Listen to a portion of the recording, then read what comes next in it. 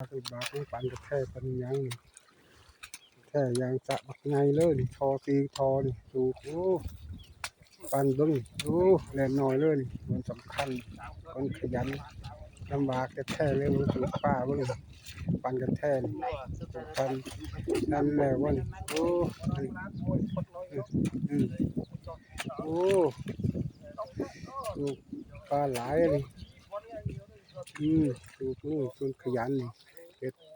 ปลานี่กินกับเขากินเนื้อได้สูบปลากินเนื้อก็มีเนื้อมัน3 ชั้นมีซื้อมา200พร้อมกอยกินเดี๋ยวมันนี่ปันกระแทกปันหยังโอ้เรียบร้อยเลยสู้สมัครได้เนาะทางประธานยายเนาะปลาหลายเนาะซอย